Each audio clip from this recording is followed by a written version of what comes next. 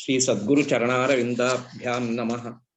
गुरुब्रह्मा गुरुर्विष्णुः गुरुर्देवो महेश्वरः गुरुसाक्षात् परं ब्रह्म तस्मै श्री गुरवे नमः।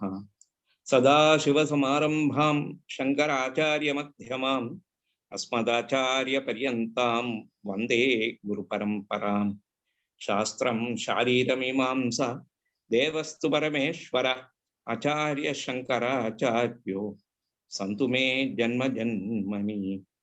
नारायणं पद्मभुवं वसिष्ठं शक्तिं च तत्पुत्रपराशरं च व्यासं शुकं गौडपतं महान्तं गोविन्दयोगीन्द्रमथास्य शिष्य श्रीशङ्कराचार्यमथास्य पद्मपादं च हस्तामलकं च शिष्यं तं तोडगं वार्तिककारमन्यान् अस्मद्गुरून् सन्ततमानतोऽस्मि। ശ്രീ ദക്ഷിണാമൂർത്തി സ്വരൂപത്തിലുള്ള സാക്ഷാൽ ശ്രീ പരമേശ്വരനെ മനസാ വാച കർമ്മണ നമസ്കരിക്കുന്നു. ഇവിടെ ഈ സത്സംഗത്തിൽ എത്തിയിട്ടുള്ള എല്ലാ സജ്ജനങ്ങൾക്കും എൻ്റെ നമസ്കാരം. ഈ കഴിഞ്ഞ 3 ദിവസങ്ങളിലായി ദക്ഷിണാമൂർത്തി സ്തോത്രത്തിലെ ചിന്തനത്തേക്കുള്ള അതിൻ്റെ ചില പ്രാരംഭമായിട്ടുള്ള ചില കാര്യങ്ങളാണ് നാം മനസ്സിലാക്കിക്കൊണ്ടിരുന്നത്. ഇന്നും പ്രാരംഭമായ ചില കാര്യങ്ങൾ കൂടി ഇവിടെ പറയേണ്ടതുണ്ട്. അത് ഈ ആദ്യ ശ്ലോകത്തിലെ വിശ്വം ദർപ്പണ ദൃശ്യമാന നഗരി എന്ന ആദ്യ ശ്ലോകത്തിലെ 4ാമത്തെ പാദമായ, അതായത് നമസ്കാരത്തെ വാചികമായി അറിയിക്കുന്നതായ ആ ഒരു വരി, 4ാമത്തെ വരി, അതായത് വിശ്വം ദർപ്പണ ദൃശ്യമാന നഗരി തുല്യം നിജാന്തർഗതം പശ്യന്നാത്മനി മായയാ ബഹിരിവോദ്ഭൂതം യഥാ യസാക്ഷാത് കുരുതേ പ്രബോധ സമയേ സ്വാത്മാനമേവാദ്വയം തസ്മൈ ശ്രീ ഗുരുമൂർത്തയേ നമയിദം ശ്രീ ദക്ഷിണാമൂർത്തയേ എന്ന തസ്മൈ ശ്രീ ഗുരുമൂർത്തയേ നമയിദം ശ്രീ ദക്ഷിണാമൂർത്തയേ എന്ന ആദ്യ ശ്ലോകത്തിലെ 4ാമത്തെ വരി. ഇത് തന്നെയാണ് പല സ്തോത്ര ഇതിലായും ആവർത്തിച്ചു വരുന്നത്. ഈ ആവർത്തനം പരാഭക്തിയെ പ്രദർശിപ്പിക്കുന്നതാണ്. ഒരു സ്ഥലത്ത് മാത്രം ശ്രീ ഗുരുമൂർത്തയെ നമയിദം ദക്ഷിണാമൂർത്തയെ എന്ന് പറഞ്ഞ് അവസാനിപ്പിക്കുന്നില്ല. അതുപോലെ ആ ശ്ലോകങ്ങളിലെല്ലാം വരുന്നതായ ഈ 4ാമത്തെ വരിയുടെ ആവർത്തനം, സാധാരണ നമ്മൾ ഇംഗ്ലീഷിലൊക്കെ റെഫ്രൈൻ എന്ന് പറയും. ഈ റെഫ്രൈൻ, ഈ നമസ്കാരത്തിന്റെ ആവർത്തനം പരാഭക്തിയെ സൂചിപ്പിക്കുകയാണ്. നാം ഇപ്പോൾ ഈ ഭക്തിയെക്കുറിച്ച് സാമാന്യമായി നമുക്കറിയാം. എന്താണ് ഭക്തി എന്ന് ചോദിച്ചാൽ നമ്മൾ സാധാരണ പറയാറുണ്ട്, ഭക്തി എന്ന് പറയുന്നത് വളരെ പ്രാകൃതമായ ഒരർത്ഥം നമ്മൾ പറയുന്നത് എന്താ ഭക്തിയെക്കുറിച്ച്? അങ്ങ് ക്ഷേത്രത്തിൽ പോവുക, തൊഴുക, അമ്പലത്തിലെ എന്തെങ്കിലും വഴിപാട് കൊടുക്കുക, അങ്ങനെയൊക്കെ ആയിട്ടാണ് നാം സാധാരണ ഈ ഭക്തിയെക്കുറിച്ച് നാം ഇവിടെ മനസ്സിലാക്കുന്നത്. എന്നാൽ ഭക്തി എന്നതിനെ ഭാവതലത്തിൽ ഉള്ള ഒരു അർത്ഥവും അതോടൊപ്പം തന്നെ ആത്മീയ തലത്തിലുള്ള വളരെ വിശാലമായ ഒരർത്ഥവും ഈ ഭക്തി എന്നുള്ള പദത്തിന് ഉണ്ട്. ഇപ്പോ നവവിധ ഭക്തിയെക്കുറിച്ചൊക്കെ സാമാന്യം ശ്രീമദ് ഭാഗവത കേട്ടും വായിച്ചും കുറച്ച് അതിലെ അർത്ഥചിന്തനത്തിലേക്ക് ഇറങ്ങിയിട്ടുള്ളവരുമായ ആളുകൾക്ക് നവവിധ ഭക്തിയെക്കുറിച്ചൊക്കെ നമുക്കറിയാം. അതായത് ഈ സ്മരണം, കീർത്തനം, വിഷ്ണോഹോ ശ്രവണം, പാദസേവനം എന്നൊക്കെ ഉള്ള ആ ഭക്തിയെക്കുറിച്ച് ഇവിടെ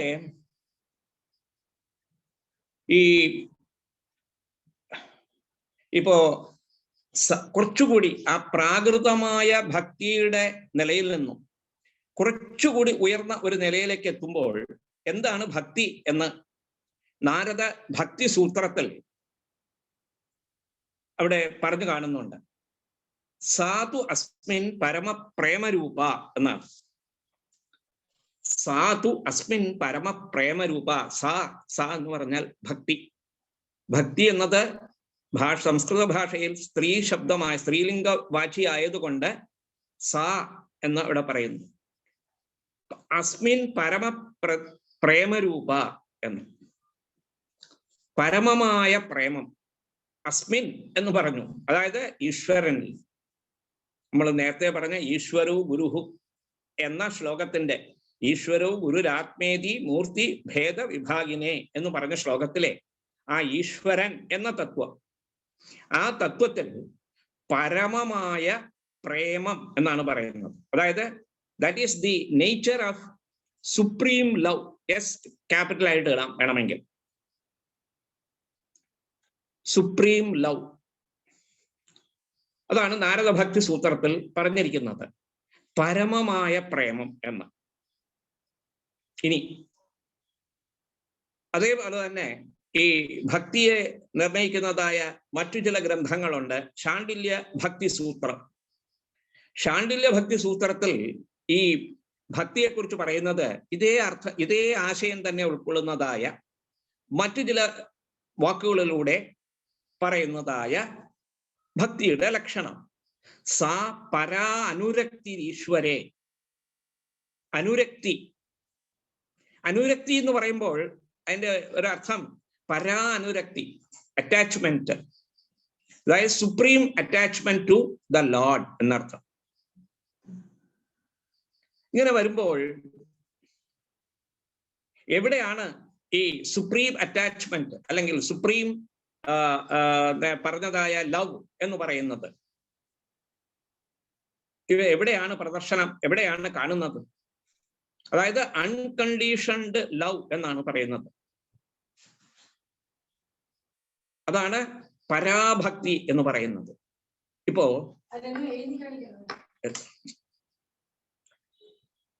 പരാഭക്തി, ഇപ്പോ ഭഗവത്ഗീതയിൽ ഭക്തിയെ കുറിച്ച് ഇപ്പോ 7-ാം അധ്യായത്തിൽ ഭഗവാൻ പറഞ്ഞു, ചതുർവിധോ ഭജന്തേ മാം ജനാ സുഹൃതിനോ അർജുന ആർത്തോ ജിജ്ഞാസുരർത്ഥാർത്ഥി ജ്ഞാനീച്ച ഭരതർഷഭ എന്ന് പറഞ്ഞു. ആർത്തോ ജിജ്ഞാസുരർത്ഥാർത്ഥി ജ്ഞാനീച്ച ഭരതർഷഭ. ആരാണ് എൻ്റെ ഭക്തന്മാർ? ആരൊക്കെയാണ്, അല്ലെങ്കിൽ ഏതെല്ലാം ആളുകളാണ് എന്നെ ഭജിക്കുന്നത് എന്ന് ചോദിച്ചപ്പോൾ ഭജനം, ഭജസേവായാം എന്നാണ്. ഭജ സേവായാം എന്നാണ്. അതിൽ നിന്നുമാണ്, ഭജ എന്നുള്ള ധാതുവിൽ നിന്നുമാണ് ഭക്തി എന്ന ആ ഒരു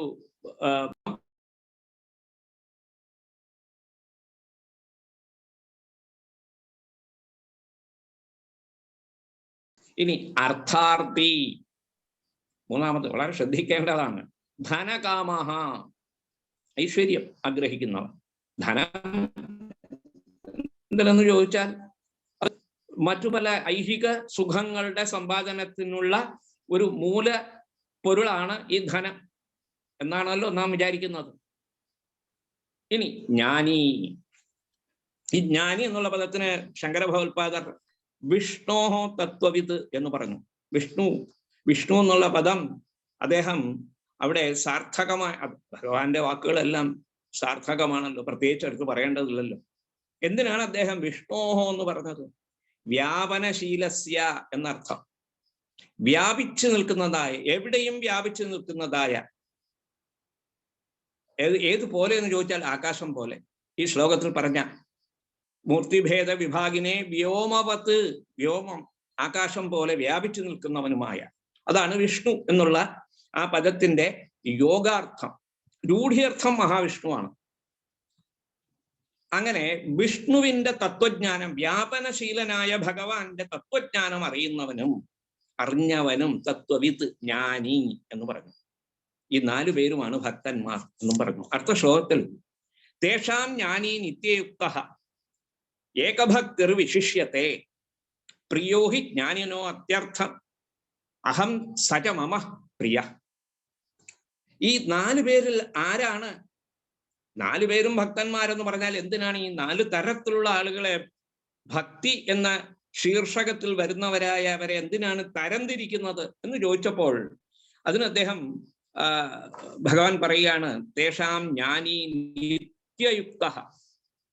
മറ്റു 3 പേരും നിത്യയുക്തന്മാരല്ല. നിത്യയുക്ത എന്നർത്ഥം. നിത്യയുക്ത തത്വവിത്ത്, തത്വവിത്വത്വാത്, തത്വജ്ഞാനി, ആ വിഷ്ണുവിന്റെ ആ തത്വജ്ഞാനം അറിയുന്ന വ്യാപനശീലനായ വിഷ്ണുവിൻ്റെ ആത്മാവിൻ്റെ ആ തത്വം അറിയുന്നവനായ ആ ജ്ഞാനി നിത്യയുക്ത. നിത്യയുക്ത എന്ന് പറഞ്ഞാൽ എന്താ അർത്ഥം എന്ന് ചോദിച്ചാൽ അവിടെ ഏകഭക്തി അതുമുണ്ട്. നിത്യയുക്ത, നിത്യം ഭഗവത് സംബന്ധം. ഭഗവത് സംബന്ധം എങ്ങനെ? ഭഗവത് സ്വരൂപ ധ്യാന പരായണനായി തന്നെ കഴിയുന്നു. അഹം വാസുദേവ, വാസുദേവ അഹം എന്ന്. ഞാൻ തന്നെയാണ് വാസുദേവൻ, വാസുദേവൻ തന്നെയാണ് ഞാൻ എന്ന ആ മഹാവാക്യത്തിൽ പറയുന്നതായ ആ തത്വമസി എന്ന് പറയുന്ന അതിൻ്റെ അല്ലെങ്കിൽ അഹം ബ്രഹ്മാസ്മി എന്ന ആ ബോധത്തിൽ തന്നെ നിൽക്കുന്നവൻ. ഏകഭക്തിർ വിശിഷ്യത്തെ. അയാൾക്ക് ഭജനീയനായി വേറെ ഒന്നുമില്ല, വേറെ യാതൊന്നുമില്ല. ഭജനീയമായ മറ്റ് യാതൊന്നും ഇല്ലാത്തത് കൊണ്ട് ആ ഏകഭക്തിയായ ജ്ഞാനിയാണ് അതിൽ ശ്രേഷ്ഠൻ എന്ന് പറയുന്നു. ഇപ്പൊ ബാക്കിയുള്ളവർ ഭക്തന്മാരല്ലേ എന്ന് ചോദിച്ചാൽ ഉണ്ട്, അവരും ഭക്തന്മാരാണ് എന്നും വേറെ പറഞ്ഞുകൊണ്ട് പോകുന്നു. ഉദാരാ സർവയവേദേ ജ്ഞാനീതു ആത്മൈവ മേമതം. അവരും ഉത്കൃഷ്ട ജനങ്ങളാണ്. ഉദാരാഹ, ഉത്കൃഷ്ടരായവരാണ്, ആർത്തന്മാര്. ആപത്ത് വരുമ്പോൾ എന്നെ ഭജിക്കുന്നവരും, തത്വം അറിയാൻ ആഗ്രഹിക്കുന്നവൻ, ജിജ്ഞാസുവും ധനകാമിയായവനും എല്ലാവരും ഭക്തന്മാരാണ്. അവരും ശ്രേഷ്ഠരാണ്, എന്നെ ഭജിക്കുന്നത് കൊണ്ട് ശ്രേഷ്ഠത. എന്നാൽ ജ്ഞാനീതു ആത്മൈവ മേ മതം. ജ്ഞാനീതു ആത്മൈവ ന അന്യോ മത്തഃ ഇതി, എന്നിൽ നിന്നും ഭിന്നനല്ല. ഇതി മേ മതം. മതം എന്ന് പറഞ്ഞാൽ നിശ്ചയം എന്ന്. അതുകൊണ്ട് അഹമേവ ഭഗവാൻ വാസുദേവ ന അന്യോസ്മി എന്ന് പറയും. അപ്പോ ഈ സ്മൃതി ഭഗവത്ഗീതയിൽ ഈ ഭക്തിയെക്കുറിച്ച്, ഏകഭക്തിയെക്കുറിച്ച്, അതാണ് പരാഭക്തി എന്ന് പറഞ്ഞത്. ഇവിടെ നാം ഇപ്പോൾ ഈ സ്മരണം, കീർത്തനം, വിഷ്ണോഹോ ശ്രവണം, പാദസേവനം, അർച്ചനം, വന്ദനം, ദാസ്യം, സഖ്യം, ആത്മനിവേദനം, അവസാനത്തെ ആ ഒരു ഭാവമായ ആത്മനിവേദനം വേണമെങ്കിൽ ഇവിടെ പറയാം, ജ്ഞാനിയായിട്ട് പറയാം. തേഷാം നിത്യയുക്താൻ ജ്ഞാനി, ജ്ഞാനി അത്യന്തം മേ പ്രിയ എന്നും പറഞ്ഞു. ഉപനിഷത്തിൽ ഒരു, അതായത് ബൃഹദാരണ്യകത്തിൽ പ്രസിദ്ധമായ ഒരു വാക്യമുണ്ട്. നവാരേ സർവസ്യ കാമായ സർവം പ്രിയം ഭവതി, ആത്മനസ്തു കാമായ സർവം പ്രിയം ഭവതി. നേരത്തെ പറഞ്ഞു, നാം നമ്മുടെ പുത്രന്മാരെ സ്നേഹിക്കുന്നത്, അവരോട് പ്രിയം പ്രദർശിപ്പിക്കുന്നത് അവരോടുള്ള പ്രിയമല്ല, നമ്മുടെ പ്രിയം കൊണ്ടാണ്. അങ്ങനെ അവസാനം വന്ന് ആത്മനസ്തു കാമായ സർവം പ്രിയം ഭവതി. വേറൊരു സന്ദർഭത്തിൽ ഈ ഒരു ശ്രുതി നമുക്ക് വിസ്തരിച്ച് കാണേണ്ടതുണ്ട്.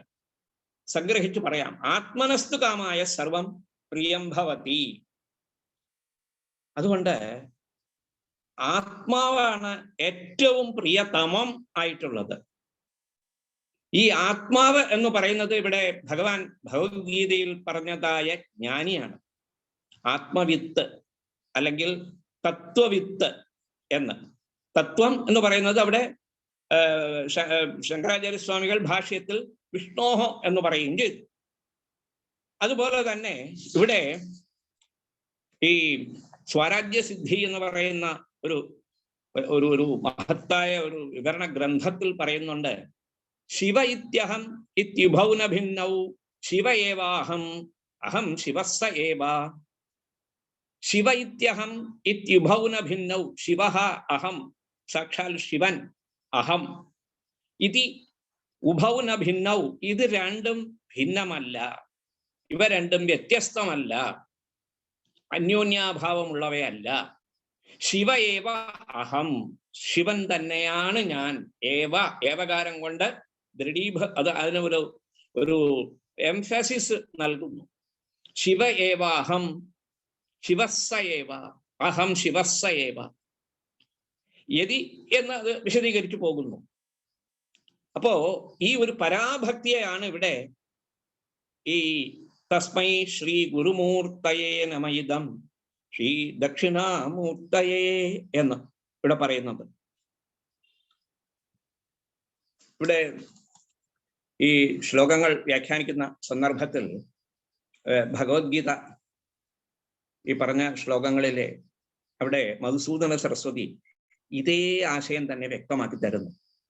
തസ്യേവാഹം മമൈവാസൗ സ ഏവാഹം ഇതി ത്രിധ ഭഗവത് ശരണത്വം സ്യാത് സാധന അഭ്യാസ പാകതഃ എന്ന് പറയുന്നു. 3 തരത്തിലുള്ള ഒരു സ്റ്റേജ് അവിടെ പറയുകയാണ്. 3 സ്റ്റേജ് അവിടെ പറയുന്നു. ഇതൊരു പ്രാക്ടീസാണ്, ഇതൊരു സാധനയാണ്. പരാഭക്തിയിലേക്കുള്ളത് ഒരു സാധനാക്രമമാണ്. എങ്ങനെ? തസ്യൈവാഹം, ആദ്യത്തെ ആ സാധനയിലെ ആദ്യത്തെ ഒരു തലം തസ്യൈവാഹം, അതൊരു ഭാവതലമാണത്.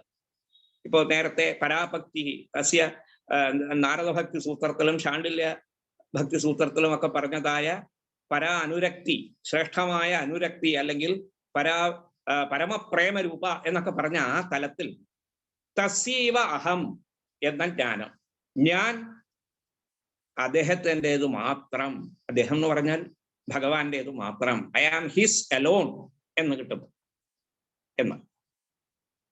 ഇനി അടുത്ത തലത്തിലേക്ക് ചെല്ലുമ്പോൾ തസ്യൈവാഹം മമൈവ അസൗ, മമൈവ അസൗ, അദ്ദേഹം എന്റേതാണ് എന്ന്. അപ്പോ ഇതുവരെ ഒരു പടി താഴ്ന്നിരുന്നതായ ആ ഒരു ജീവഭാവത്തിന് കുറച്ചുകൂടി ഒരു മേന്മ, ഒരു ശ്രേഷ്ഠത ലഭിക്കുന്നു. അപ്പോൾ തസ്യൈവ അഹം, തസ്യൈവ അസൗ, സോറി തസ്യൈവ അഹം എന്നുള്ളത് ആദ്യം.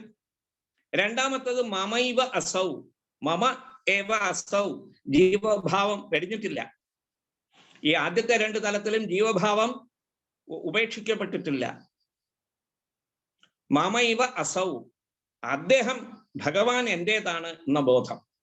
ആദ്യം ഞാൻ ഭഗവാന്റേതാണെന്നുള്ള ദാസ്യബോധം.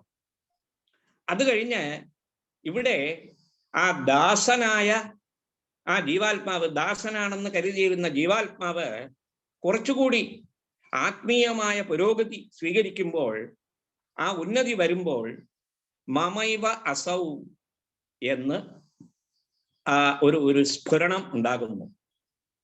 അദ്ദേഹം ഭഗവാൻ എന്റേതാണ്, എന്റേതു മാത്രമാണ്. ഏവകാരം വരുന്നു അവിടെയാണ്, ഹീസ് മൈൻ അലോൺ എന്നാണ്. അത് കഴിഞ്ഞാലോ സ ഏവാഹം, അഹം ബ്രഹ്മാസ്മി, സ ഏവാഹം, ഇതാണ് ഭക്തി. സ ഏവാഹം ഇതി ത്രിധ. ഇത് ഈ 3 രീതിയിൽ ഭഗവത് ശരണത്വം സ്യാത് സാധന അഭ്യാസ പാകതഃ എന്നും പറയുന്നു. ഈ സാധനയുടെ ആ അഭ്യാസം, ആവർത്തനം, തീവ്രമായ സാധനയുടെ അനുഷ്ഠാനങ്ങളുടെ ആ ഒരു തീവ്രത കൊണ്ട് അവസാനം എത്തിച്ചേരുന്നത് സ ഏവാഹം എന്നാണ്. ഇത് തന്നെയാണ് അഹം ബ്രഹ്മാസ്മി എന്ന ബോധത്തിലേക്ക് വരുന്നത്. സ ഏവാഹം. ഇതിപ്പോ ഇവിടെ ഈ തസ്യവേദം മമൈവേദം എന്നുള്ളതിനെ കുറിച്ചൊക്കെ ഭഗവത്ഗീതയിൽ വിശദീകരണം വരുന്നു. ഈ 3ാമത്തത് അഭ്യാസം കൊണ്ട് അനുഭവതലത്തിൽ കിട്ടേണ്ടതാണ്. എന്താ സ ഏവാഹം എന്നുള്ളത്? ഇപ്പൊ ഭഗവത്ഗീതയിൽ ഇതേ 10ാമത്തെ അധ്യായത്തിൽ തന്നെ പറയുന്നുണ്ട്, മച്ചിത്താഹ മദ്ഗത പ്രാണാഹ ബോധയന്തഃ പരസ്പരം കഥയന്തശ്ച മാം നിത്യം തുഷ്യന്തി ചരമന്തിജ. മച്ചിത്താഹ മദ്ഗത പ്രാണാഹ ബോധയന്തഃ പരസ്പരം. ഭക്തന്മാർ അന്യോന്യം കാണുമ്പോൾ മച്ചിത്താഹ, എന്നിൽ തന്നെ ചിത്തം ഉറപ്പിച്ചവരായി, അല്ലെങ്കിൽ എന്നെ തന്നെ ചിത്തമായി കരുതിക്കൊണ്ടും, മദ്ഗത പ്രാണാഹ, എന്നിൽ സമർപ്പിക്കപ്പെട്ടതായ പ്രാണങ്ങൾ, അതായത് അത്യന്തമായ അവിടെ ഒരു എന്താ പറയുക, ദ ടോട്ടൽ സബ്സർവിയൻസ് എന്ന് പറയുന്നത്. മദ്ഗത പ്രാണാഹ ബോധയന്ത പരസ്പരം. കാണുമ്പോഴൊക്കെ ഭഗവാനെ കുറിച്ചുള്ള ചർച്ചകൾ, ഭഗവാന്റെ ലീലകളെ കുറിച്ചുള്ള ചർച്ചകൾ, ഭഗവത് വിഷയമായ ചർച്ചകൾ മാത്രമാണ്. ബോധയന്ത പരസ്പരം, പരസ്പരം ബോധിപ്പിച്ചുകൊണ്ടും. അതിൽ ആരാണ് ഗുരു ആരാണ് ശിഷ്യൻ എന്നില്ല. ഓരോരുത്തരും ഗുരുവാണ്, ഓരോരുത്തരും ശിഷ്യനാണ്. കഥയന്തശ്ച മാം നിത്യം, എന്നെക്കുറിച്ചുള്ള കഥകൾ മാത്രം പറഞ്ഞുകൊണ്ടും. തുഷ്യന്തിജ രമന്തിജ, സന്തോഷിക്കുന്നു, അതിൽ തന്നെ രമിക്കുന്നു. തേഷാം സതതയുക്താനാം ഭജതാം പ്രീതിപൂർവകം ദദാമി ബുദ്ധിയോഗം തം യേന മാം ഉപയാന്തിതേ. ഉണ്ടോ? അടുത്ത തലത്തിലേക്ക് എത്തിക്കുന്നു. സയേവാഹം എന്ന് പറഞ്ഞ ആ തലത്തിലേക്ക് എത്തിക്കുകയാണ് അടുത്തത്. തേഷാം സതതയുക്താനാം, അവിടെ നിത്യയുക്ത എന്ന് പറഞ്ഞല്ലോ. ആ ഏകഭക്തിർ വിശിഷ്യത്തെ എന്ന് പറഞ്ഞു, അതിൻ്റെ ആ ആശയം തന്നെയാണ് ഇവിടെ. തേഷാം സതതയുക്താനാം ഭജതാം പ്രീതിപൂർവകം. ഈ പ്രീതി, പരമപ്രീതി എന്ന് ഭക്തി സൂത്രത്തിലൊക്കെ പിന്നീട് പറയുന്നുണ്ടല്ലോ. ആ പ്രീതിപൂർവകം, സതതയുക്താനാം ഭജതാം, പ്രീതിപൂർവകമായി, അത്യന്തം പ്രീതിയോടുകൂടി, അത്യന്തം പ്രേമയോടുകൂടി ആരാണോ എന്നെ ഭജിക്കുന്നത്, അവർക്ക് അഹം ബുദ്ധിയോഗം ദദാമി, ജ്ഞാനയോഗം ഞാൻ അവർക്ക് നൽകുന്നു. യേന മാം ഉപയാന്തിതേ, ആ ജ്ഞാന യോഗത്തിന്റെ അഭ്യാസം കൊണ്ട് തേ മാം ഉപയാന്തി, അവർ എന്നിലേക്ക് എത്തിച്ചേരുന്നു എന്ന് പറഞ്ഞാൽ എന്നെ മനസ്സിലാക്കുന്നു, അവർ എന്നെ അറിയുന്നു എന്നാണ്. മാം ഉപയാന്തിതേ തേഷാമേവ അനുകമ്പാർത്ഥം അഹം അജ്ഞാനജം തമഃ നാശയാമി ആത്മഭാവസ്ഥോ ജ്ഞാനദീപേന ഭാസ്വത. എന്നും നാം വളരെ വളരെ ആലോചനാത്മകമായ ആ ഭഗവത്ഗീത വചനങ്ങൾ.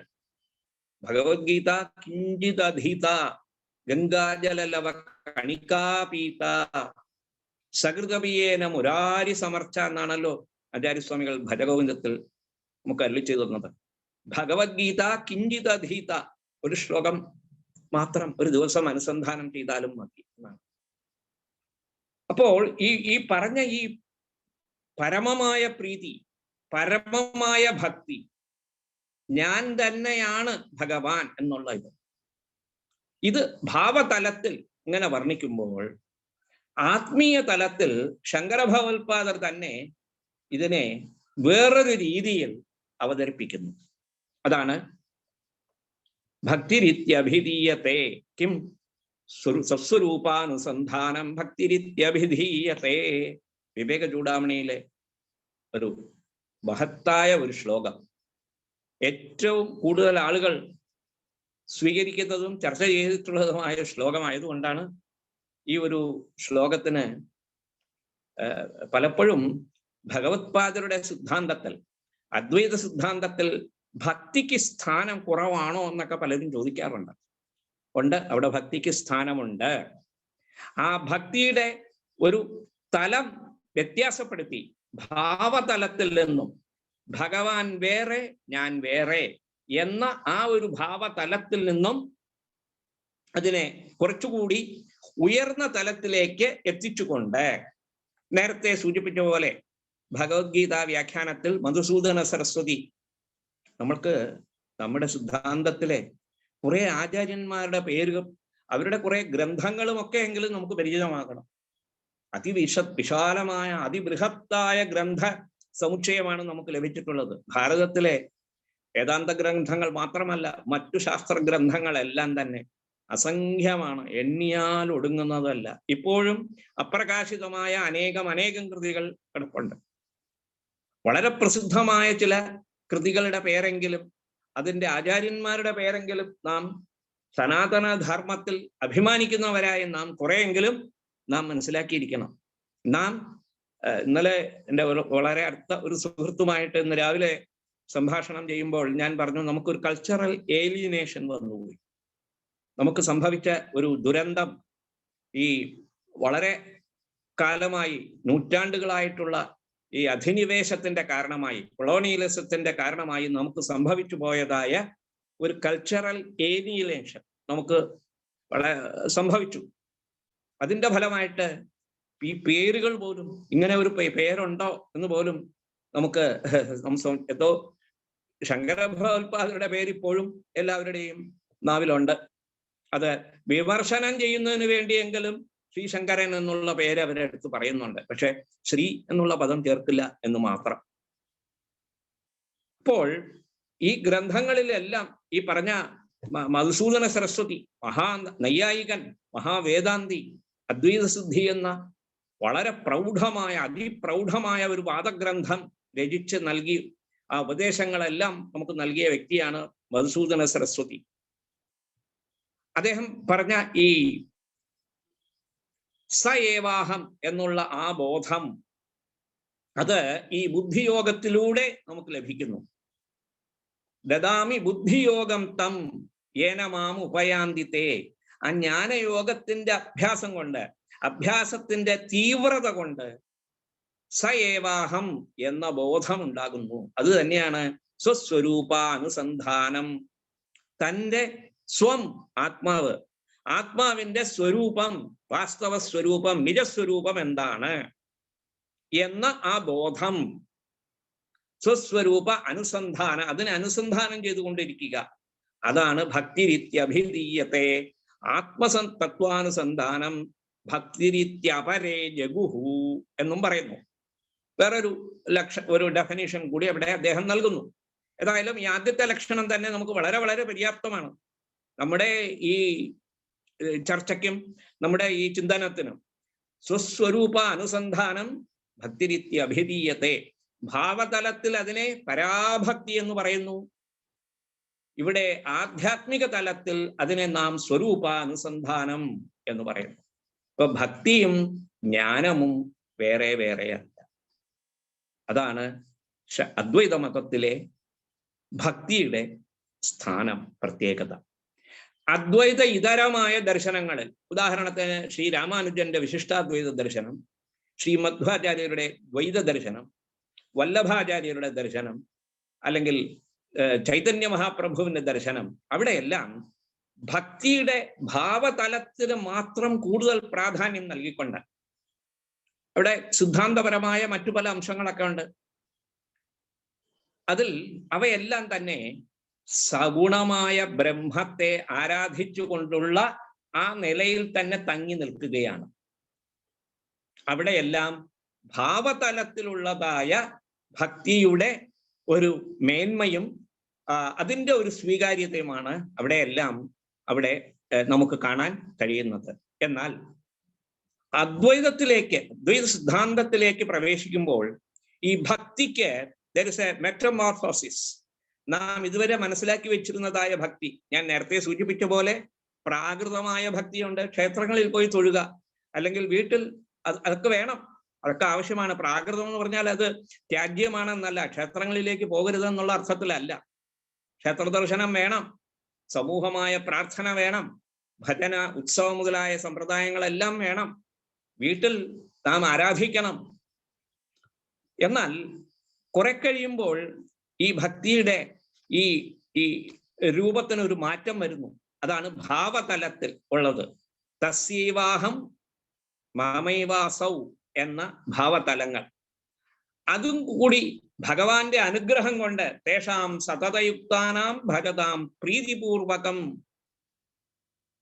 പ്രീതിപൂർവകം മാം ഭജതാം സതതയുക്താനാം നിത്യയുക്താനാം, അങ്ങനെയുള്ള ഭക്തന്മാർക്ക് ബുദ്ധിയോഗം ദദാമി, അഹം ദദാമി, ബുദ്ധിയോഗം ഞാൻ നൽകുന്നു, ജ്ഞാനയോഗം നൽകുന്നു.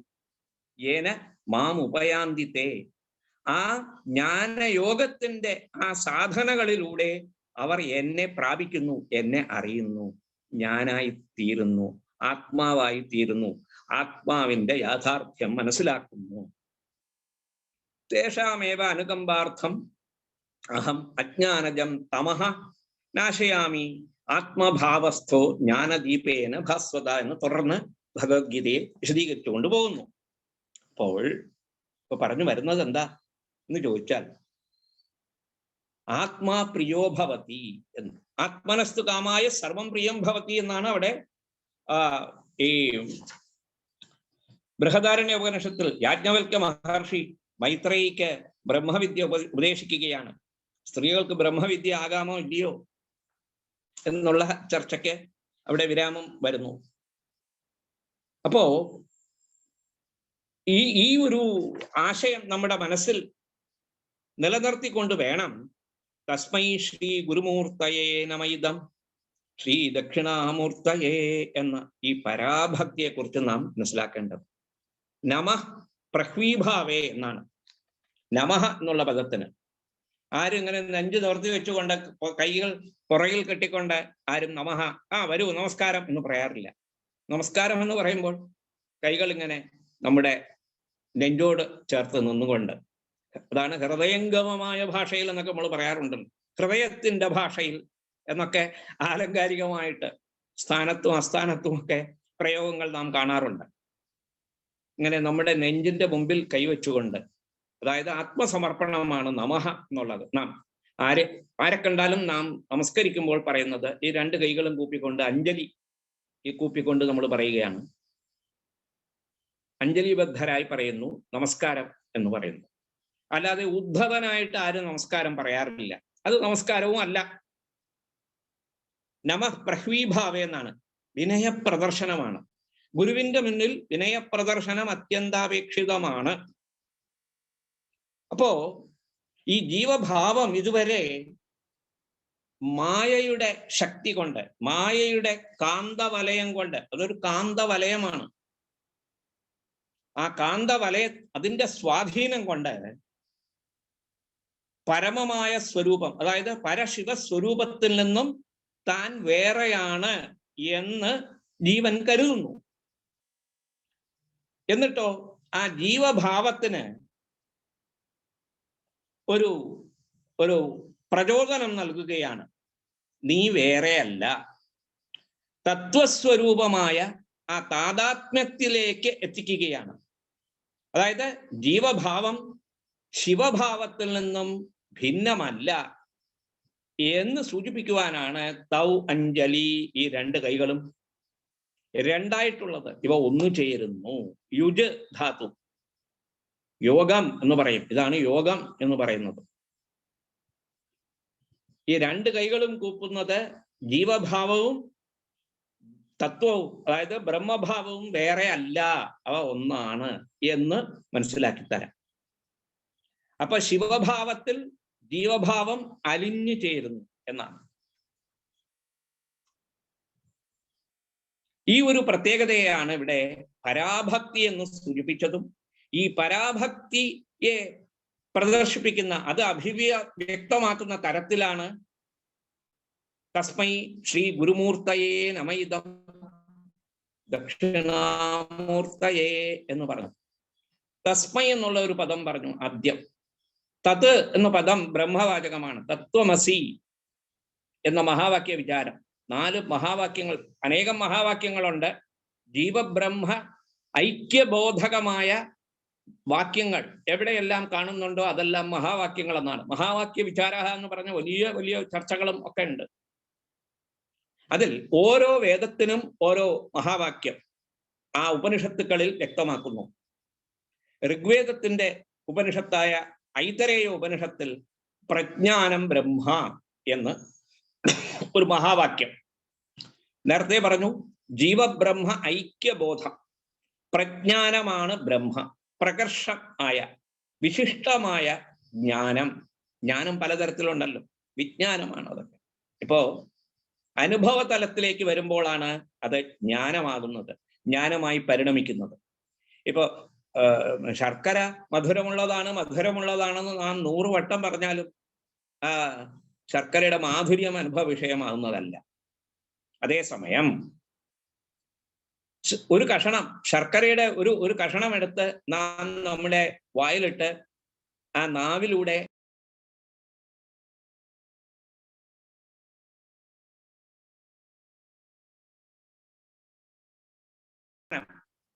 ഏതാണ് തത്പദം, ഏതാണ് ത്വംപദം, വളരെ മധുസൂദന സരസ്വതിയുടെ സിദ്ധാന്ത ബിന്ദു എന്ന ഗ്രന്ഥം തന്നെ ഭഗവത്പാദരുടെ ശിവ കേവലോഹം എന്ന് അവസാനിക്കുന്നതായ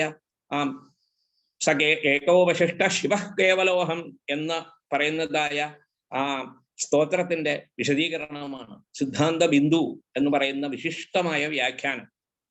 അപ്പോ തസ്മൈ എന്ന് പറയുമ്പോൾ തത്പദം കൊണ്ട് ഇവിടെ നിർദ്ദേശിക്കപ്പെടുന്നത് സാക്ഷാൽ ബ്രഹ്മ സ്വരൂപത്തെയാണ്. ത്വം പദം ജീവഭാവത്തെയുമാണ് സൂചിപ്പിക്കുന്നത്. തത് ത്വമസി, അത് നീയാകുന്നു എന്ന്. ഇവിടെ പ്രാധാന്യം തത്പദത്തിലാണ്, നീ അതാകുന്നു എന്നല്ല. അതിരിക്കട്ടെ, നമ്മുടെ സാധാരണ നമ്മുടെ സന്ധ്യാവന്ദനത്തിലൊക്കെ ആ മന്ത്രങ്ങൾക്കിടയിൽ ഒരു വാക്യമുണ്ട്, ഒരു വേദവാക്യം വരും. ബ്രഹ്മ ഇവാഹമസ്മി അഹം ബ്രഹ്മാസ്മി എന്ന ആശയ ദൃഢീകരണത്തിന് വേണ്ടി പറയുന്നുണ്ട്.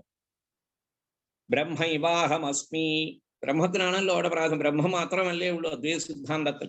ബ്രഹ്മ ഇവാഹമസ്മി അഹം ബ്രഹ്മാസ്മി എന്ന്. കാരണം ജീവഭാവത്തിൽ നിന്നുകൊണ്ടാണ് സന്ധ്യാവന്ദനം എന്ന കർമ്മം അനുഷ്ഠിക്കുന്നത്. കർമ്മങ്ങൾ അനുഷ്ഠിക്കുമ്പോൾ ഈ ഒരു ദ്വൈതഭാവമുണ്ട്. കാരണം കർമ്മങ്ങളെല്ലാം ദ്വൈതത്തിലാണ് നിൽക്കുന്നത്.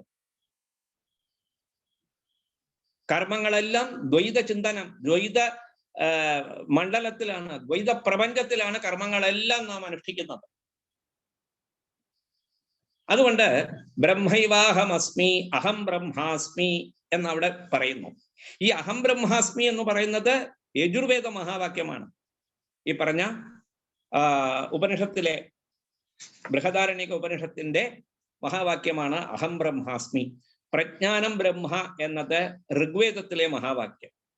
ഇനി വളരെ പ്രസിദ്ധമായ തത്വമസി എന്ന ആ ഒരു മഹാവാക്യം സാമവേദത്തിലാണുള്ളത്. സാമവേദ പ്രസിദ്ധമായ മഹാവാക്യമാണ് തത്വമസി. അതുപോലെ അയമാത്മാ ബ്രഹ്മ എന്ന് അഥർവവേദത്തിലെ മഹാവാക്യം. ഈ മഹാവാക്യങ്ങളെ കുറിച്ചുള്ള ചിന്തനം അത് സന്യാസികൾക്ക് വേറെ വിധിച്ചിട്ടുണ്ട്. എങ്ങനെയാണ് അവർ ഈ മഹാവാക്യ ചിന്തനങ്ങളിലൂടെ മാത്രം, കാരണം അത് ഈ മറ്റു തരത്തിലുള്ള ചിന്തകൾ ഒന്നും കൂടാതെ അവർ എപ്പോഴും ഈ ശാസ്ത്രചിന്തനത്തിൽ മാത്രം സന്യാസികൾ കഴിഞ്ഞുകൊണ്ടിരിക്കണം എന്നൊക്കെ അവർക്ക് വിധിയുണ്ട്. പാരമഹംസ്യ ധർമ്മ മീമാംസ എന്നൊരു ഗ്രന്ഥം തന്നെയുണ്ട്. എങ്ങനെയാണ് സന്യാസം സ്വീകരിക്കേണ്ടത്, ആരാണ് സന്യാസം സ്വീകരിക്കാൻ യോഗ്യൻ, സന്യാസ സ്വീകാരത്തിന് മുമ്പ് അയാൾ അനുഷ്ഠിക്കേണ്ട കർമ്മങ്ങൾ എന്തൊക്കെയാണ്, ഇങ്ങനെ പിന്നെ സന്യാസി ആയ ശേഷം ഭിക്ഷാചരണം എങ്ങനെ, വ്രത നിയമങ്ങൾക്ക് ഭംഗം വരാതെ എങ്ങനെ സന്യാസി ജീവിതം മുമ്പോട്ട് കൊണ്ടുപോകണം എന്നൊക്കെ വളരെ വിശദമായിട്ട് ഇവിടെ ചർച്ച ചെയ്യുന്നുണ്ട്. അപ്പോൾ ഇവിടെ ഈ പറഞ്ഞ സ്ഥലത്ത് ഈ തത്വവിചാരം കൊണ്ട് ഈ ദ്വൈത പ്രപഞ്ചത്തിൽ തന്നെ നാം നിൽക്കുന്നു. നേരത്തെ സൂചിപ്പിച്ചതായ ദക്ഷിണാമൂർത്തി ഉപനിഷത്തിൽ ഒരു ശ്ലോകമുണ്ട്. തത്വ അവിചാര പാശേന ബദ്ധം ദ്വൈതഭയാതുരം. തത്വം എന്താണെന്ന് വിചാരിക്കാൻ സാധിക്കാത്തത്, അതിനുള്ള കഴിവില്ലായ്മ, അസാമർഥ്യം. തത്വ അവിചാര പാശേന ബദ്ധം ദ്വൈതഭയാതുരം. അങ്ങനെ ബന്ധനത്തിൽ കിടക്കുന്ന ദ്വൈതഭയാതുരം, ദ്വൈതത്തിനെ ഭയം എന്നാണ് പറയുന്നത്, വിശേഷിപ്പിക്കുന്നത്. ദ്വൈത പ്രപഞ്ചത്തിൽ എന്നും ഭയമാണ് നമുക്കുള്ളത്, എല്ലാ തരത്തിലും നമുക്ക് ഭയം. ആ ഭയാതുരനായ ആത്മാവിനെ ഉജ്ജീവനം നൽകണം. എങ്ങനെ? നിജാനന്ദേ, നിജാനന്ദം നമുക്ക് വേണം. ആ നിജ ആനന്ദലബ്ധിക്ക് അത് എന്താണത്? സ്വസ്വരൂപേണ സംസ്ഥിത, സ്വസ്വരൂപത്തിൽ തന്നെ സ്ഥിതനായിട്ടുള്ള ആത്മാവിനെ ഈ ഭയാതുരനായി കഴിയുന്നതായ ദ്വൈതപ്രപഞ്ചത്തിൽ കഴിയുന്നതായ ജീവഭാവത്തെ ആ ദ്വൈത മിഥ്യാപ്രപഞ്ചത്തിൽ നിന്നുമൊക്കെ അടർത്തി മാറ്റി എന്ന് പറയുമ്പോൾ, അടർത്തി മാറ്റുക എന്ന് പറഞ്ഞാൽ ദ്വൈതം ഇല്ലാത്തതാണ്, അവയെല്ലാം മാറിക്കൊള്ളും, മായികമാണ്, കൽപ്പിതമാണ്. നിജ ആനന്ദത്തിലേക്ക് സ്വന്തം സ്ഥിതി അതാണ് ആ ആത്മ അനുസന്ധാനം എന്നൊക്കെ ഭഗവാൻ ശങ്കരഭഗവത്പാദർ സൂചിപ്പിച്ച ആ ആത്മ ആനന്ദ ബോധം, നിജ ആനന്ദ ബോധത്തിലേക്ക് എത്തുന്നു, ബോധസ്വരൂപനായിത്തീരുന്നു എന്ന്. ഇതും എങ്ങനെ കിട്ടുന്നു എന്ന് പറഞ്ഞാൽ ഭഗവാന്റെ അനുഗ്രഹം കൊണ്ട് മാത്രമേ കിട്ടുന്നു. നേരത്തെ പറഞ്ഞ ശ്ലോകമാണ്. എന്താ? ഈശ്വരാനുഗ്രഹാദേവ പുംസാം അദ്വൈത വാസന. ഭഗവാൻ സൂത്രഭാഷ്യത്തിൽ ഇവിടെ പറയുന്നുണ്ട്. 2-ാം അധ്യായത്തിൽ 3-ാം പാദത്തിൽ ആചാര്യസ്വാമികൾ തന്നെ പറയുന്നു, തത് അനുഗ്രഹ ഹേതുകേനൈവ ന വിജ്ഞാനേന മോക്ഷസിദ്ധർ ഭവിതുമർഹതി. തത് അനുഗ്രഹം, ഭഗവത് അനുഗ്രഹം ആവർത്തിച്ചു പറയുന്നു അവിടെ. തത് അനുഗ്രഹ ഹേതുകേനൈവ ച വിജ്ഞാനേന, അനുഗ്രഹ ഹേതുകമായി കിട്ടുന്നതായ വിജ്ഞാനം. ഇവിടെ പറഞ്ഞല്ലോ, ദദാമി ബുദ്ധിയോഗം തം എന്ന് പറഞ്ഞല്ലോ. അവർക്ക് ഞാൻ ബുദ്ധിയോഗം നൽകുന്നു, അവർക്ക് ബുദ്ധിയോഗം നൽകി അവരെ അനുഗ്രഹിക്കുന്നു എന്ന് പറഞ്ഞല്ലോ. ആ അനുഗ്രഹമാണ് ഇവിടെ. തത് അനുഗ്രഹ ഹേതുകൈനൈവ ച വിജ്ഞാനേന മോക്ഷസിദ്ധിർ ഭവതുമർഹതി. അതിനുവേണ്ടി പ്രാർത്ഥിക്കുകയാണ്. ഈ അഭേദഭാവനയ്ക്ക് വേണ്ടിയുള്ള പ്രാർത്ഥനയാണ്. തസ്മൈ ശ്രീ ഗുരുമൂർത്തയേ നമ ഇദം ശ്രീ ദക്ഷിണാമൂർത്തയേ എന്ന്. ഈ പരാഭക്തിയെ കുറിച്ച് നമുക്ക് കൂടുതൽ ചിന്തിക്കേണ്ടതുണ്ട്. ഇവിടെ നമ്മുടെ ഈ പ്രാച്യവിദ്യകളോടല്ല, അതായത് നമ്മുടെ കിഴക്കൻ ഭാഗത്തുള്ള, പ്രത്യേകിച്ചും ഭാരതത്തിലുള്ള ഈ വിദ്യകളോടെല്ലാം ഏറ്റവും കൂടുതൽ ആദരവും ബഹുമാനവും പുലർത്തിയിട്ടുള്ള ഒരു പാശ്ചാത്യ പണ്ഡിതൻ, പാശ്ചാത്യ തത്വജ്ഞാനിയാണ് ഈ അൽഡസ് ഹക്സ്ലി. ഹക്സ്ലിയുടെ ഒരു പെറിനിയൽ ഫിലോസഫി എന്നൊരു പഠനമുണ്ട്, ഒരു പുസ്തകമുണ്ട്. വളരെയധികം ഫിലോസഫി സ്റ്റുഡൻസ് അവരൊക്കെ ശ്രദ്ധിച്ചിട്ടുള്ളതായ ഒരു ഗ്രന്ഥമാണ്. അതിൽ നമ്മുടെ മറ്റു മതങ്ങളിലെ ഈ പ്രത്യേകതകളെല്ലാം എടുത്തു പറയുന്നു. പക്ഷെ പലപ്പോഴും ഭഗവത്ഗീതയും ഭാഗവതവും ശങ്കരഭഗവത്പാദരുടെ സൂക്തികളുമെല്ലാം അദ്ദേഹം അവിടെ ഇടയ്ക്കിടയ്ക്ക് അദ്ദേഹം ഉദ്ധരിച്ച് ആ ഗ്രന്ഥത്തെ സമ്പുഷ്ടമാക്കുന്നുണ്ട്. ഇവിടെ പറയുകയാണ്, ഈ ഭക്തിയെ കുറിച്ച് പറയുമ്പോൾ, we can only love what we know and we can never know completely what we do not love. ശ്രദ്ധിക്കുക, we can only love what we know. We can never know completely what we do not love. So love is a mode of knowledge, and when the love is sufficiently disinterested, സ്വാർത്ഥത കൈവടിഞ്ഞ, ഈ നേരത്തെ പറഞ്ഞ 3 തരത്തിലുള്ള, അതായത് ആർത്തോ, ജിജ്ഞാസൂർ, അർത്ഥാർത്ഥി, അതെല്ലാം ഉപേക്ഷിച്ചു കഴിഞ്ഞാൽ, when the love is sufficiently disinterested and sufficiently intense, തീവ്രമായ ഭക്തി, the knowledge becomes a unitive knowledge, advaitam, unitive knowledge, and so takes on the quality of infallibility. ഒരിക്കലും അത് ച്യുതിയിലേക്ക് മാറുന്നതല്ല എന്ന് അങ്ങനെ വിശദീകരിച്ചു പോകുന്നു. എന്നിട്ട് അദ്ദേഹം ഒരു സ്ഥലത്ത് പറയുന്നു, അതിനെ ഈ ലവ് നോളജ് ഓഫ് ഗോഡ് എന്ന് പറയുന്നു. ഈ ലവ് നോളജ് ഓഫ് ഗോഡ് എന്നുള്ളതിനെ ചാരിറ്റി എന്ന ഒരു ശീർഷകം, ചാരിറ്റി എന്ന പദം നമ്മൾ ഒരു പ്രത്യേക അർത്ഥത്തിൽ, ഒരു നിയന്ത്രിത അർത്ഥത്തിലാണ് നാം മനസ്സിലാക്കിയിട്ടുള്ളത്. ചാരിറ്റി എന്നതിനെ അവിടെ വളരെ വിശാലമായ ഒരു അർത്ഥതലത്തിലേക്കാണ് അദ്ദേഹം പ്രയോഗിക്കുന്നത്. The charity, the nature of charity എന്ന് പറഞ്ഞാൽ അത് പരമമായ പ്രേമം എന്ന അർത്ഥത്തിലാണ് ചാരിറ്റിയെ അദ്ദേഹം കാണുന്നത്. Or the love knowledge of God is defined by Shankara, the great Vedantist saint and philosopher of 9th century, in the 32nd couplet of his Viveka Chudamani. പറഞ്ഞതാണ് ഇത് തന്നെയാണ്, ഭക്തിരേവ ഗരീയസി. Among the instruments of emancipation of the supreme is devotion. Contemplation of the true form of the real self is said to be devotion. സ്വസ്വരൂപാനുസന്ധാനം ഭക്തിരിത്യഭിധീയത്തെ എന്ന് പറഞ്ഞുകൊണ്ട് അവിടെ അദ്ദേഹം പിന്നെയും വിശദീകരിച്ച് കൊണ്ടുപോകുന്നു. ഞാനൊരു സൂചിപ്പിക്കുക മാത്രമാണ് ചെയ്തത് ഇത്. കാരണം ലോകത്തിലുള്ള എല്ലാ തത്വജ്ഞാനികളും, അതായത് തത്വം ജിജ്ഞാസുക്കൾ എല്ലാവരും തന്നെ നമ്മുടെ വേദാന്തത്തിലേക്കാണ് അവർ തിരിയുന്നത് എന്ന് സൂചിപ്പിക്കാൻ വേണ്ടി മാത്രം ഒരു ചെറിയ ഒരു ഉദാഹരണം ഇവിടെ എടുത്ത് പറഞ്ഞു എന്ന് മാത്രമാണ്. അപ്പോ ഈ പ്രഹ്വീഭാവം, നമഃ പ്രഹ്വീഭാവം എന്ന് നേരത്തെ പറഞ്ഞു. നമ്മുടെ ഏറ്റവും കൂടുതൽ വിനയ പ്രദർശനമാണുള്ളത്. കായികവും വാചികവും മാനസികവുമായിട്ടുള്ള നമഃ എന്ന് പറഞ്ഞ് നമ്മൾ നമസ്കാരം ചെയ്യുന്നു, നമസ്കരിക്കുന്നു എന്ന് പറയുന്നുണ്ടല്ലോ, നമസ്കരിക്കുന്നു എന്ന് പറയുന്നു. ആ നമസ്കരിക്കുക എന്ന പദത്തിൽ തന്നെ നമുക്കറിയാം, നമ്മൾ കാൽക്കൽ വീണ് നമസ്കരിച്ചു എന്നൊക്കെ നമ്മൾ പറയാറുണ്ടല്ലോ. ദണ്ഡ നമസ്കാരം എന്നൊക്കെ പറയുന്നുണ്ട്. ദണ്ഡം പോലെ ഒരു വടി ഇട്ട് കഴിഞ്ഞാൽ അതെങ്ങനെ താഴെ വീഴുന്നുവോ അതേപോലെ ഒരു ലംബമാനമായ രീതിയിൽ നാം നമസ്കരിക്കുന്നു. ഈ നമസ്കാരം എന്ന് പറയുന്നത് നമ്മുടെ പ്രഹ്വീഭാവത്തെയാണ്. നമഃ പ്രഹ്വീഭാവ എന്നാണ് നമശബ്ദത്തിന്റെ തന്നെ അർത്ഥം. അവിടെ ഈ ജീവഭാവത്തെ അതായത് ബ്രഹ്മഭാവത്തിങ്കൽ ആ വ്യത്യാസം നിലനിൽക്കുന്ന സമയത്ത് ആ ബ്രഹ്മഭാവത്തിങ്കൽ സമർപ്പിക്കുക എന്നുകൂടി അതിനൊരു അർത്ഥമുണ്ട്.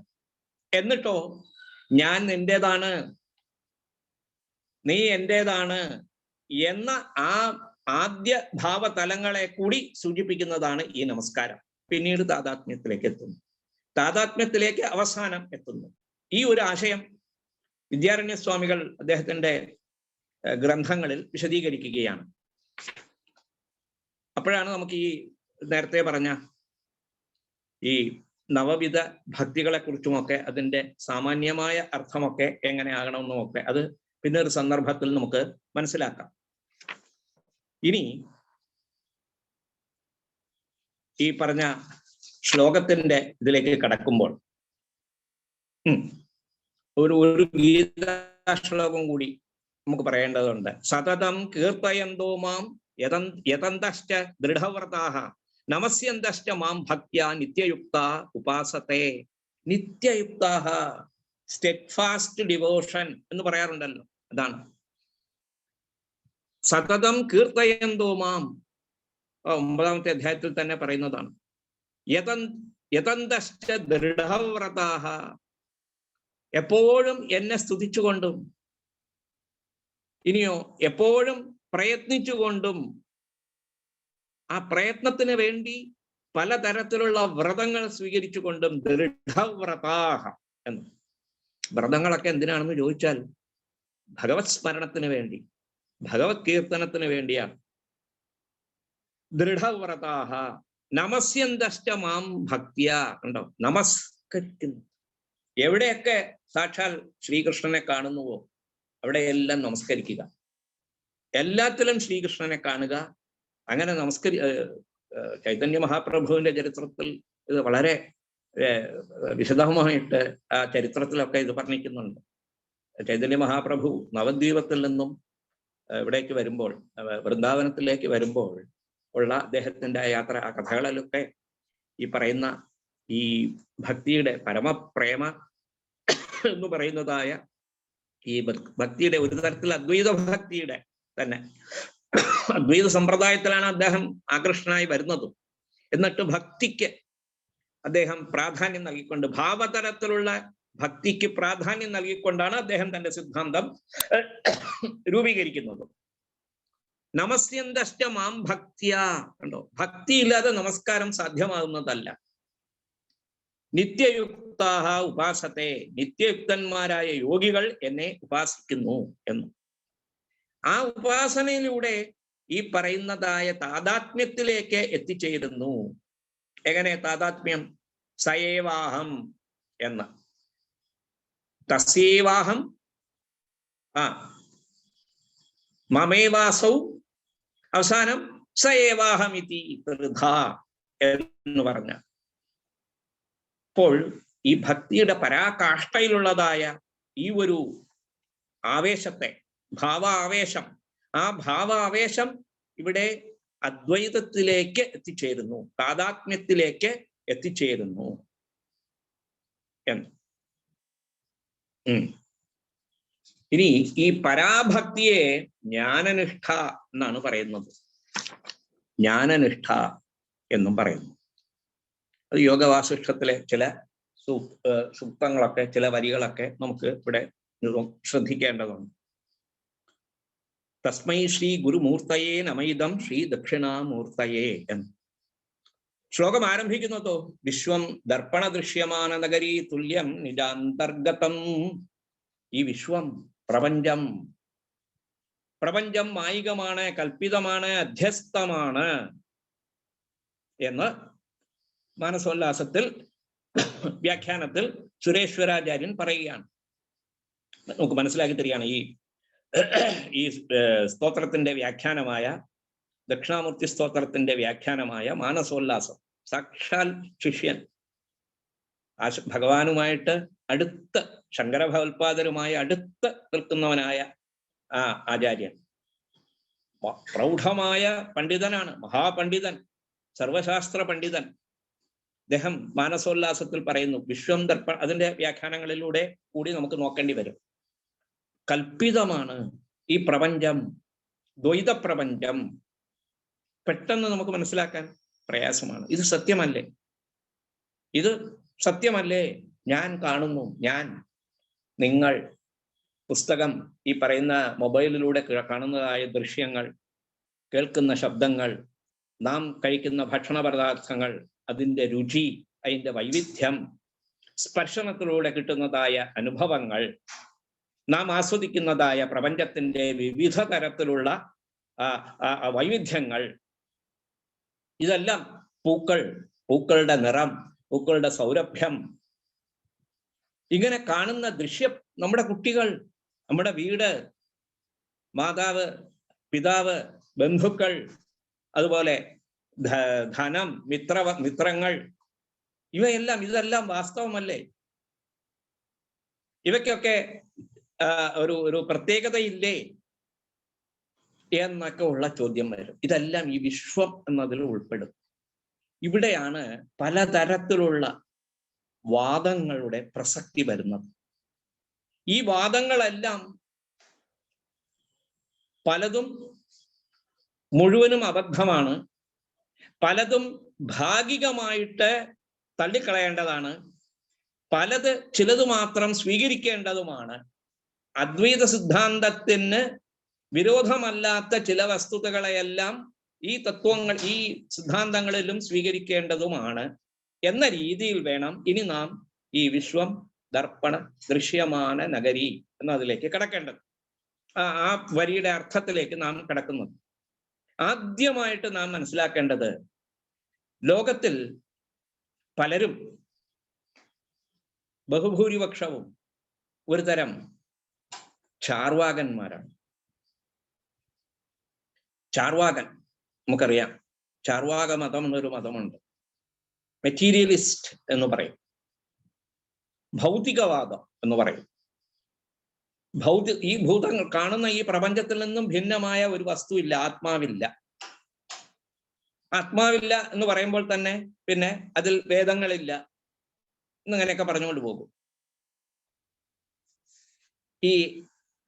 ഇവയെല്ലാം നാസ്തിക ദർശനം എന്നാണ് പറയുന്നത്. നമ്മുടെ ഭാരതീയ പാരമ്പര്യമനുസരിച്ച് ഈ നാസ്തിക ദർശനങ്ങളെയാണ് ആദ്യം നാം ഈ ത്യാഗ്യ സരണിയിലേക്ക്, ഉപേക്ഷിക്കേണ്ടതായ ആ ഗ്രൂപ്പിലേക്ക് നാം തള്ളിവിടുന്നത്.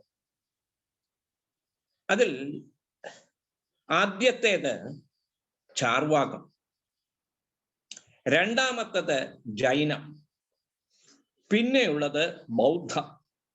ബൗദ്ധത്തിന്റെ 4 പിരിവുകൾ ഉണ്ട്. നാം കരുതുന്നത് ബൗദ്ധമതം, ബുദ്ധ തത്വങ്ങളെല്ലാം ഏകശിലാരൂപത്തിലാണെന്ന് തെറ്റിദ്ധരിക്കരുത്. ചരിത്രപരമായും ആശയപരമായും പല രൂപഭേദങ്ങളും പരിണാമങ്ങളും എല്ലാം ബൗദ്ധ ദർശനത്തിന് സംഭവിച്ചു.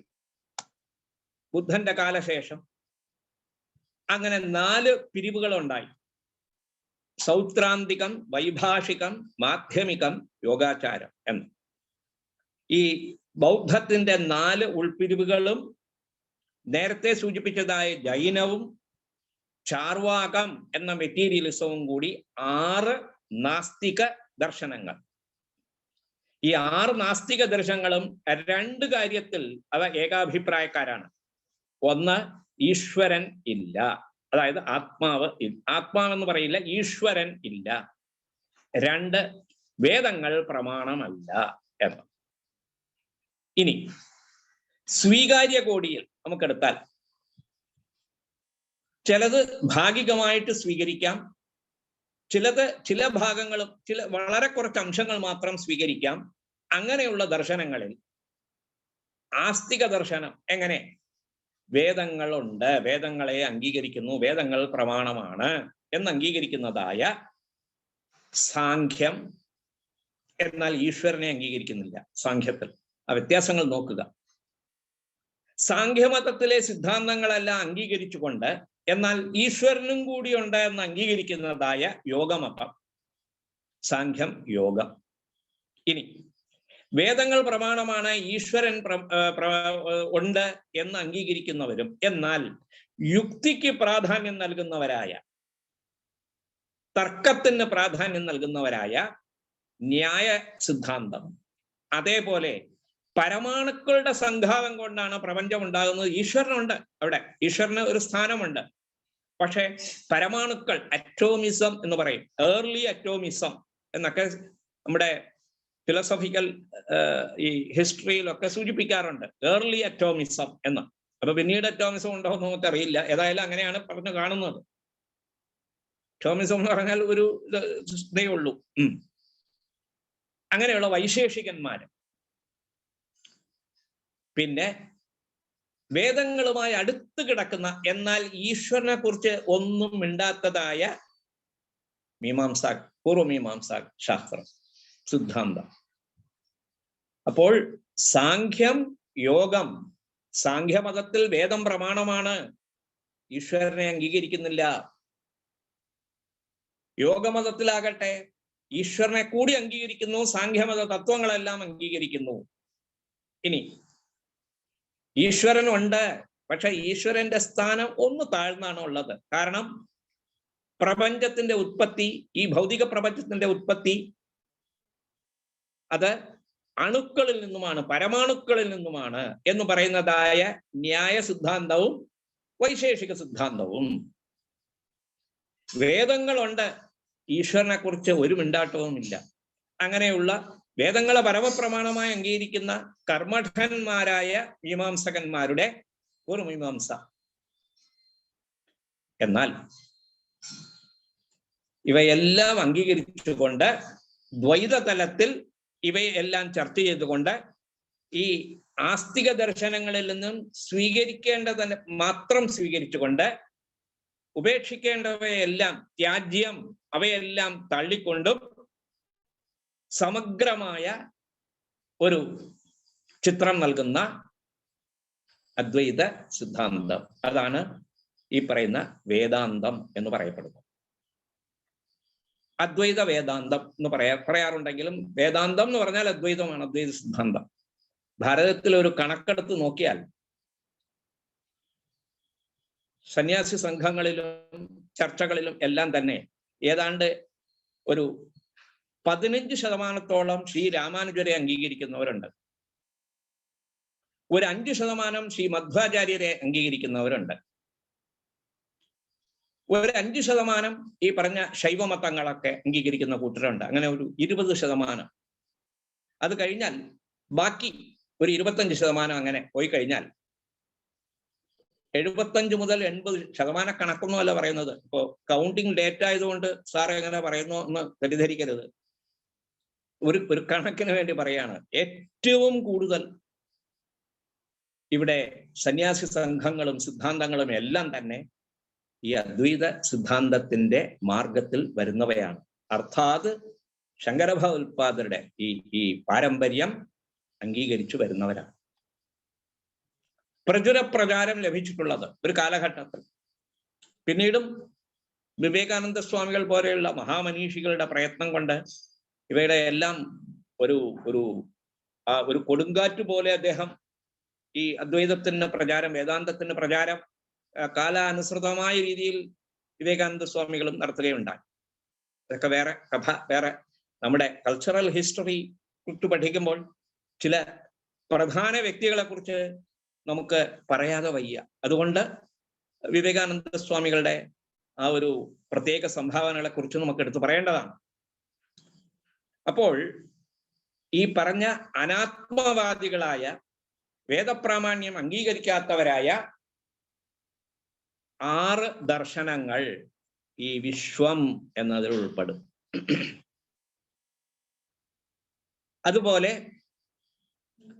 വേദങ്ങളെ അംഗീകരിക്കുന്നവരായ, എന്നാൽ ഈശ്വരന്റെ കാര്യത്തിൽ മാത്രം വ്യത്യസ്തരുമായിട്ട് നിൽക്കുന്ന സാഖ്യവും പൂർവമീമാംസയും ഉൾപ്പെടെയുള്ളതായ മറ്റ് 6 മതങ്ങൾ.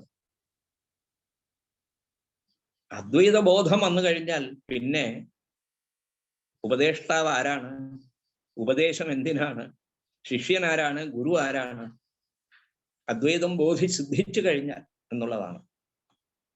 നമുക്ക് ആ ചിന്തകൾ ഈ വ്യത്യസ്തമായ ഭാരതീയ പശ്ചാത്തലത്തിൽ ഉള്ളതായ ഈ വാദികളുടെ എല്ലാം ആത്മാവെക്കുറിച്ചുള്ള ചിന്തനങ്ങൾ ഏത് രീതിയിലാണ് എന്ന ഒരു ചർച്ചയും, ഒപ്പം തന്നെ ഈ ശ്ലോകത്തിന്റെ പ്രഥമ ശ്ലോകത്തിന്റെ വ്യാഖ്യാനവും കൂടി അടുത്ത ക്ലാസ്സിൽ നാളെ നമുക്ക് ചിന്തനം ചെയ്യാം. എല്ലാവർക്കും നമസ്കാരം.